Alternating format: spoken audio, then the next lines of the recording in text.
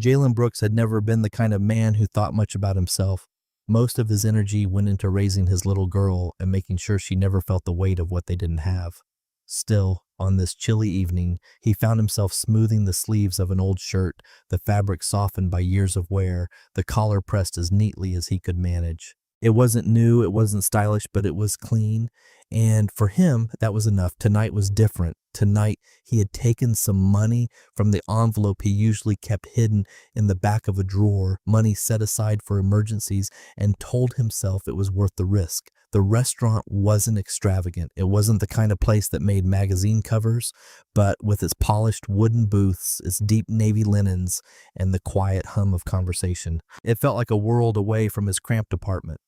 The glow from the candles on each table cast shadows that seemed softer, kinder, almost like the room itself wanted people to believe in new beginnings. Jalen paused at the door, took a breath, and stepped inside, his heart thudding with the kind of nervous hope he hadn't felt in years. He wasn't used to thinking of himself as a man on a date. He was a father first, a worker second, and somewhere far down the line, just Jalen. Yet, as he followed the hostess through the room, he let himself imagine what it might be like to share his life again, not just with his daughter, but with someone who might see him as more than a man carrying responsibilities. When he sat down at the small table by the window, he set his wallet carefully in his pocket, rehearsing silently how he would pace himself if the menu prices climbed too high. He could stretch what he had. He always had, but he didn't want to look like he was stretching. Not tonight. Jalen checked his watch once, then again, the minute hand seeming to drag, as if it too were caught in the weight of waiting. Time slipped by. Each time the door opened, his head lifted with a small rush of hope, only for it to fall again as couples wandered in together, laughing, brushing snowflakes from their coats. He told himself to be patient. Maybe she was caught in traffic. Maybe she had stopped to fix her hair. Maybe, just maybe, she would still walk through the door. As the minutes passed, the excuses had worn thin. Jalen scrolled through his phone, reading the last line she had sent that afternoon. "Can't wait to see you tonight." The words were there, glowing on the screen, so familiar it hurt. He tapped out a quick message. "I'm here, just checking in." He watched the screen, waiting for the little dots that never came. When the buzz finally came, his body jolted as though pulled toward hope again, but the words that appeared froze him in place. "Wow, you actually went. I was just messing with you. Sorry, but you're not really my type, not worth the Uber." A second message followed almost immediately. "You seem nice, but seriously, you thought I was actually coming?" Jalen stared, the letters blurring for a moment, as if the phone itself had betrayed him. He pressed his lips together hard, willing back the sting that threatened to rise in his eyes. Around him, the restaurant carried on as if nothing had happened. Forks scraping plates, soft music spilling from hidden speakers, the low hum of conversations that belonged to people who were wanted, people who belonged. He sat still, holding his phone in his hand, as though releasing it would mean accepting it was real. Heat crept up his neck, the kind of heat that comes not from anger, but from humiliation. His fingers tightened around the phone, knuckles straining against skin that had seen too much sun and hard work. The server passed by, offering a polite smile. "Would you like to order something, sir?" Jalen shook his head quickly, his voice catching in his throat. "No, thank you. I'm still waiting." But he wasn't. He knew it. He shifted in his seat, opening his worn wallet under the table. Inside was a single folded bill, a small one he had promised himself he wouldn't touch unless he absolutely had to. The money he had brought had already felt like too much. But at least he had carried the quiet hope of sharing a meal, of not eating alone. Now even that was gone. He placed the wallet back in his pocket, fingers trembling as he pulled the napkin tighter across his lap, trying to mask the hollow ache in his stomach. He told himself not to cry. Men didn't cry in public, not men with children to raise and pride to protect, but there was no denying the weight pressing on his chest, the familiar whisper that maybe he wasn't enough, never enough to be worth showing up for. The minutes trickled by. Couples leaned across tables, hands brushing, eyes sparkling in the candlelight. Jalen sat alone, his glass nearly empty, the water doing little to calm the hunger that clawed at him. His jaw tightened, his gaze fixed once more on the door, as if willpower alone might conjure the figure who would never appear. Celine Harper had come to the restaurant that evening out of habit more than need.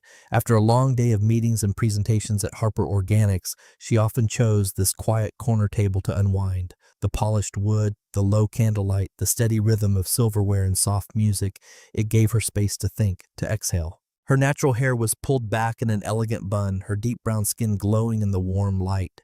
She wore a tailored blazer that spoke of success without screaming it, paired with simple gold earrings that had belonged to her grandmother. Her phone buzzed with unread emails, but she had set it face down beside her glass of wine. For once, she wanted to be present in a room instead of buried in numbers and projections. It was then that she noticed him, a black man sitting by the window, his shirt simple, pressed with the kind of care that speaks louder than any designer label. His posture was straight, almost too straight, as though he carried the weight of holding himself together. Every few minutes his eyes flicked toward the entrance with a hope so raw it made her pause. She had seen confidence in boardrooms, ambition in negotiations, arrogance at networking events. But hope, that fragile, trembling thing, was rare. At first, Celine told herself not to stare. People came and went, lives crossed in silence all the time. Yet, something about the way he clutched his phone, how his thumb hovered over the screen as if willing it to light up, tugged at her attention. She saw the faint tightening of his jaw when it finally did, the flicker of relief that flashed across his face only to be crushed an instant later. He read the message again, and though she couldn't see the words, she knew the language. Disappointment had a way of etching itself into posture, into the slope of a shoulder, into the dimming of a gaze. Celine leaned back slightly, letting her wine rest on the table. She was no stranger to rejection, though hers had often come dressed in boardroom suits and carefully worded letters. Still, she recognized that expression, the stubborn straightening of the spine, the desperate attempt to look unaffected while the heart cracked quietly underneath. Her eyes softened as she continued to observe him. The glass of water on his table was nearly empty, and still no plate had been set down. She noticed how his fingers tapped gently against the rim, not impatiently but nervously, like a man debating whether to leave or to hold out just a little longer. He wasn't just waiting for dinner. He was waiting to be chosen, to matter, to be worth the effort of someone walking through the door. And when that someone never arrived, she saw the loneliness spread across his face like a shadow. Celine felt an unexpected ache in her chest. She had built her life on control, on being the one who decided outcomes. But here she was, watching a stranger being quietly broken by a cruel trick, and she could not shake the thought that kindness, simple and uncalculated, might mean more in this moment than any deal she had ever closed. She raised her hand and caught the eye of a passing server, leaning in just enough so their quiet exchange wouldn't draw attention. "A plate of your pasta, the house favorite," she murmured, sliding her card across the tray before he could even nod. "And a glass of sparkling lemonade. Charge it now. Deliver it to the man by the window." The server hesitated only a moment, then nodded, recognizing the weight in her tone. Jalen didn't notice her at first when the steaming plate was set down in front of him. He blinked, confused, shaking his head slightly. "I didn't order this," he said, his voice low, almost apologetic. The server smiled kindly, repeating the line Celine had asked him to give. "It's been taken care of, sir. Someone requested it for you and the bill is already settled." Jalen froze, the napkin slipping from his lap to the floor. His first instinct wasn't gratitude but suspicion. Was this another joke? Another cruel reminder that the world could be merciless? He looked around, searching the faces at nearby tables for smirks, for laughter waiting to explode at his expense. That was when her voice reached him, low, even, steady. "It's not charity," Celine said from just behind him, her words threading gently through the air. "It's a reminder you deserve to eat, even if the world tries to tell you otherwise." Jalen turned, startled, and his eyes landed on her. A woman with rich dark skin that seemed to glow in the candlelight, her hair in an elegant style that framed high cheekbones and eyes that held both strength and kindness. She wasn't smiling to dazzle him. She wasn't pitying him. She was simply present, and in that presence there was a kind of honesty he hadn't known how much he needed. "I don't," he began, but the words caught. No one had ever said something like that to him. He had been told to toughen up, to make do, to push through, never that he deserved something as simple and human as a warm meal. Celine stepped forward, resting a hand lightly on the back of the chair across from his. "May I?" she asked, though her tone suggested she would sit regardless of his answer. Jalen nodded numbly, still reeling. For a moment neither spoke. The only sound between them was the faint fizz of the lemonade glass and the hum of the restaurant around them. Jalen's hand hovered above the fork, uncertain, as though accepting the food meant accepting a kindness he wasn't sure how to hold. You didn't have to do this, he said finally, his voice quieter than he intended. I know, Selene replied, her eyes steady on his. That's why it matters. The words settled between them like a stone in a still pond, rippling outward. Jalen looked down at the pasta, the steam curling upward, warm and real, his stomach twisted with hunger, but it was his chest that ached the most, because in that single moment he realized someone had seen him, not as a man left behind, not as a father barely scraping by, but as a person worthy of notice. He lifted the fork at last, his movements tentative, as though testing the truth of her gesture.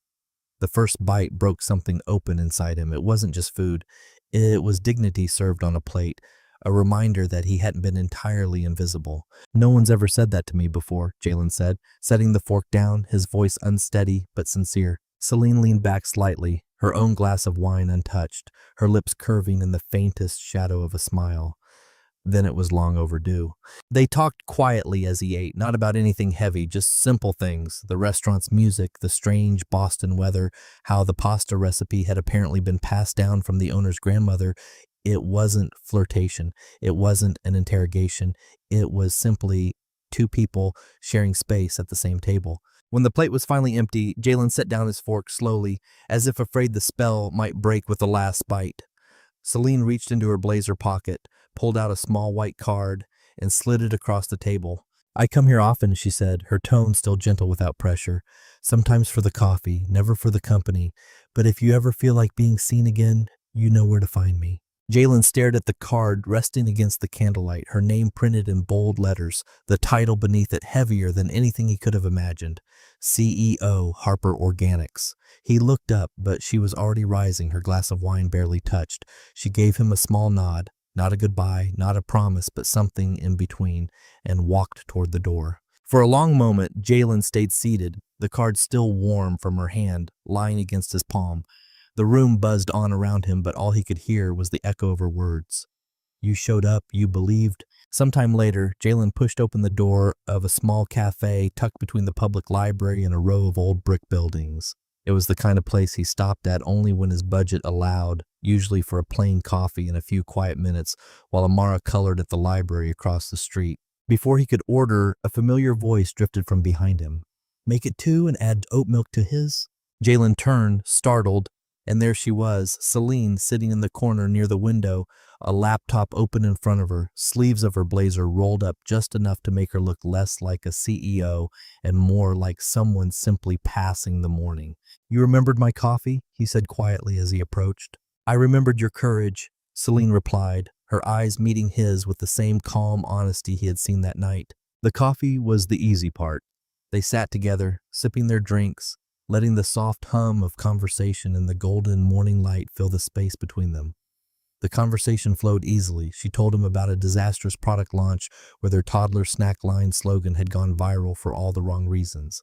He laughed, genuine and unforced, and for the first time in a long time, he felt like he wasn't performing or apologizing. He was simply present.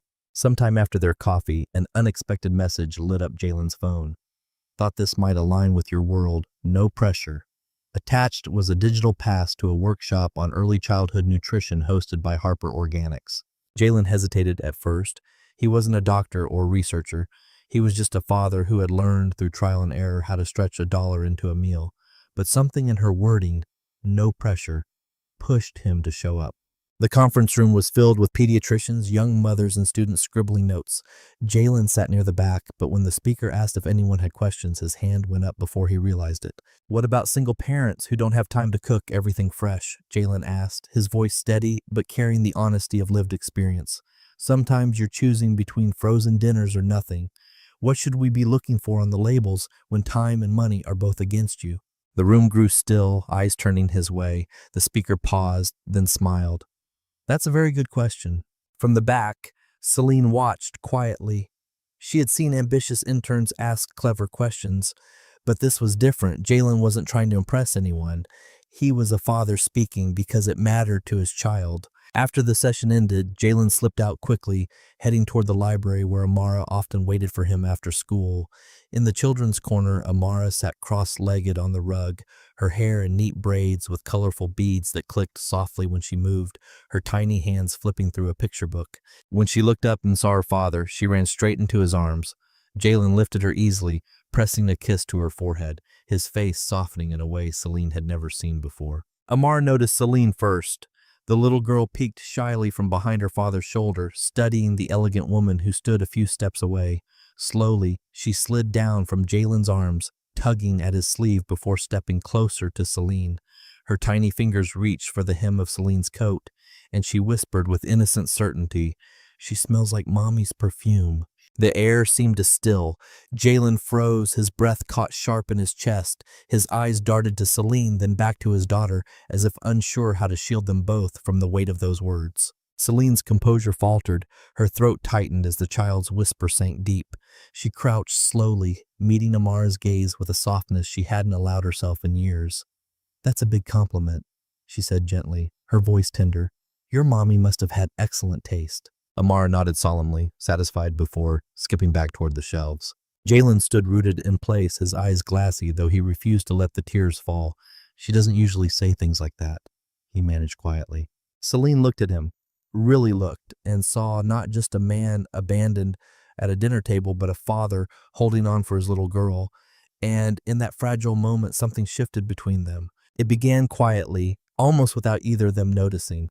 After that day in the library, Celine found herself reaching out more often, not for meetings or contracts, but for something simpler. She would send Jalen a draft of a product label and ask, "Would a parent like you actually trust this?" His answers were never polished, but they carried the weight of honesty. Jalen in turn found himself leaning on her in ways he hadn't expected. On evenings when his shifts ran late or when Amara's daycare closed early, Celine would stop by without hesitation. She never arrived empty-handed. Sometimes it was a stack of coloring books, sometimes just her calm presence, but always Amara lit up the moment she walked in. One night Amara had come down with a fever, her small body curled under a blanket on the couch. Jalen hovered anxiously, torn between the soup simmering on the stove and the worry knotting in his chest. When Celine knocked softly and stepped inside, she didn't ask permission. She simply knelt beside the little girl, pressing a cool hand to her forehead. From her bag, she pulled a folded cloth soaked in a lavender compress and placed it gently across Amara's brow. The child's breathing eased almost instantly, and then Celine began to hum. At first, it was barely more than a whisper, a melody threaded into the quiet of the room. Jalen froze, the ladle slipping from his hand because he knew that tune. His late wife had sung it countless nights when Amara was small, a gospel hymn she'd learned from her own mother, altered with silly words to make the child laugh through her tears. Hearing it now was like having a door to the past cracked open. He sank into the armchair, his head in his hands, shoulders trembling with the grief he had kept locked away. Tears spilled before he could stop them. Celine's voice wavered for half a moment when she noticed, but she kept singing until Amara drifted into sleep. Only then did she turn her gaze toward Jalen. "You couldn't have known," he whispered finally, his voice raw. Celine shook her head gently, her own eyes shining. "I didn't have to know," she said softly. "Some things just find their way back." From that night forward, they moved through life differently. Celine still asked for his thoughts on campaigns. Jalen still leaned on her when work pulled him away. Amara still looked for her at bedtime, expecting 2 stories instead of one. Slowly, steadily, the lines between their separate lives blurred until 3 people, once strangers, had begun to weave themselves into something resembling a family. The letter arrived in a plain white envelope. Jalen stared at it for a long time before daring to open it, his fingers trembling as if they already knew the weight of what was inside. When he finally unfolded the paper, his eyes darted to the first line, and then froze. A full scholarship, a training program far away, specialized certification that could change everything for him and Amara. His chest swelled with pride, but almost immediately the pride collapsed into fear, because opportunity often came at the cost of what you love most. For some time he carried the letter folded in his pocket. At last, he told Celine one afternoon at the park while Amara chased bubbles across the grass. "I got the scholarship," he said, his voice tight. "It's far away. I don't want you to think I'm walking away now that things feel steady." Celine leaned back on the bench, studying him with a gaze that held no judgment. "Loving someone doesn't mean holding them back," she said softly. "It means not clipping their wings."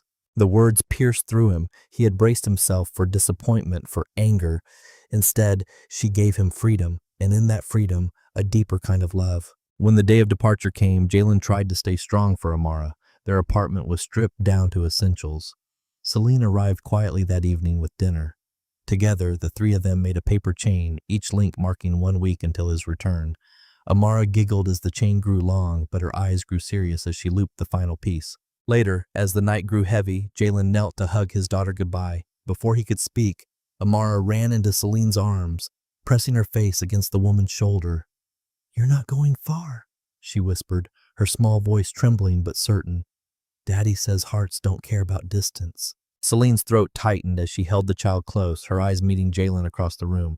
In that gaze was everything they couldn't put into words: gratitude, longing, and a promise not bound by time or space. Sometime later, Boston felt different to Jalen. He stepped through the staff entrance of the hospital, his new ID badge clipped to a freshly pressed white coat. Jalen Brooks, certified medical technician. The words looked almost unreal, like a promise finally kept. An envelope arrived on his desk that same morning, its script elegant and familiar. An invitation. Product launch celebration. Harper Organics. Her first spoon, rooftop garden. Late afternoon. The rooftop was strung with lights, the late afternoon sun washing the rows of chairs in gold. Tables overflowed with samples and pastel-colored boxes. On each box was a subtle silhouette of a woman holding a child close, a spoon in her other hand. Jalen's throat tightened as he read the tagline beneath, "For the women who stayed hungry to feed hope."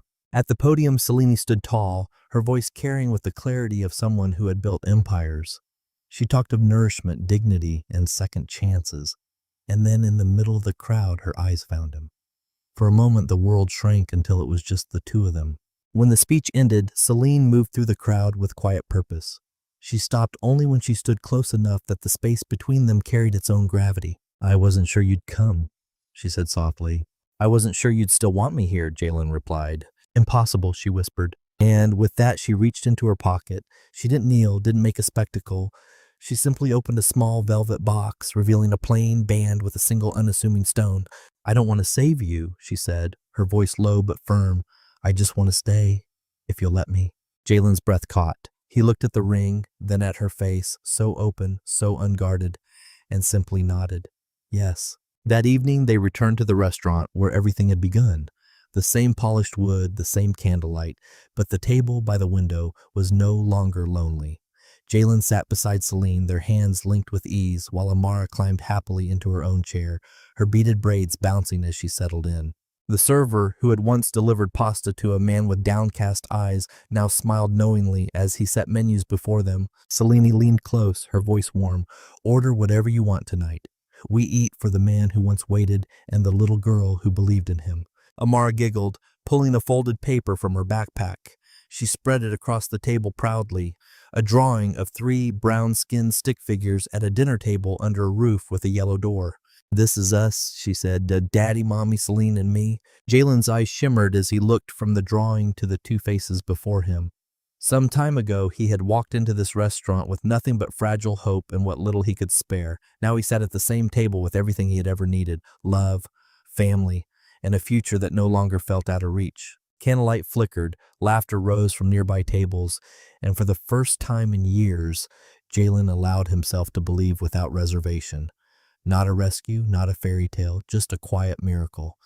3 chairs at one table in the beginning of a life they would build together.